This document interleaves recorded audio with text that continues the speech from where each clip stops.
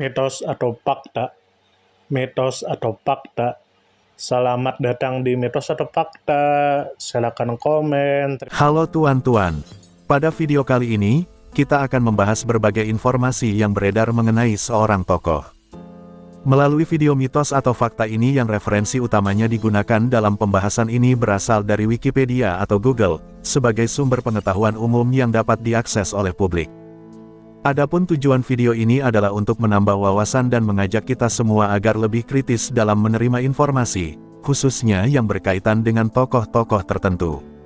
Selamat menonton, semoga bermanfaat. Ahmad Al-Qadir, Khalifah ke-25 Kekhalifahan Abbasiyah. Khalifah Abbasiyah di Baghdad, dia lahir tahun 947 dan meninggal tanggal 29 November tahun 1031. Kekhalifahan Abbasiyah adalah kekhalifahan ketiga yang menggantikan Nabi Islam Muhammad. Dinasti ini didirikan oleh dinasti keturunan paman Muhammad, Abbas bin Abdul Muthalib, yang merupakan asal muasal nama dinasti tersebut. Setelah menggulingkan kekhalifahan Umayyah dalam revolusi Abbasiyah tahun 750 Masehi atau 132 Hijriyah, mereka memerintah sebagai khalifah yang berpusat di wilayah Irak modern Mesopotamia dengan Baghdad sebagai ibu kota mereka selama sebagian besar sejarah mereka. Ahmad Al-Qadir lahir sebagai seorang pangeran Abbasiyah di luar garis suksesi utama. Ahmad Al-Qadir menerima pendidikan yang baik, termasuk dalam prinsip-prinsip mazhab hukum Islam Syafi'i. Ia naik takhta setelah sepupunya, At-Tai, digulingkan oleh penguasa Buwayhi di Irak, Baha al-Daulah.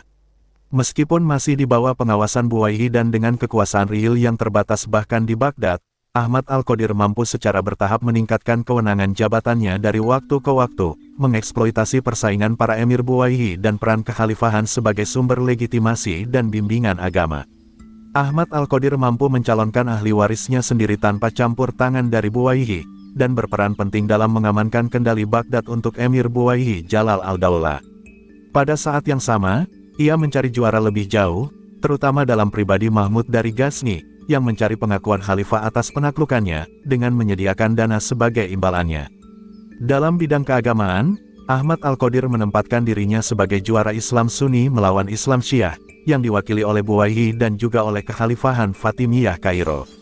Dia mencela Fatimiyah dalam Manifesto Baghdad tahun 1011, dan mengeluarkan proklamasi yang untuk pertama kalinya mengkodifikasi doktrin Sunni dalam apa yang disebut Kredo Qadiri, memihak mazhab tradisionalis Hanbali melawan Mu'tazilah.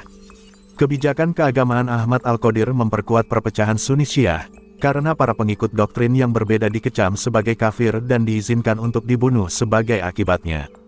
Pemerintahannya menandai kebangkitan kembali kekhalifahan Abbasiyah sebagai aktor politik yang independen, dan meramalkan apa yang disebut kebangkitan Sunni di akhir abad itu.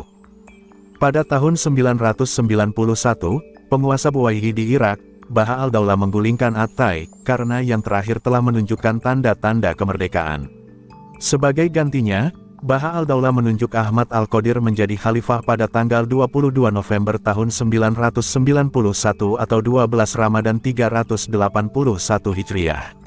At-Tai yang digulingkan itu ditawan sampai kematiannya 12 tahun kemudian. Meskipun ada perbedaan pendapat di antara mereka sebelumnya, Ahmad Al-Qadir memperlakukan pendahulunya dengan baik. At-Tai tidak dibutakan, seperti yang terjadi pada khalifah-khalifah yang digulingkan sebelumnya, dan dia diberi perlakuan yang layak bagi khalifah yang berkuasa. Mitos atau fakta? Mitos atau fakta? Terima kasih sudah mampir di Mitos atau Fakta. Silakan komen, share, like, subscribe, bertemanlah dengan kami. Semoga kita semua disehatkan badan, dilancarkan rezeki, dikabulkan segala hajat. Semoga kita baik-baik saja, semoga kita sukses selalu. Salam damai.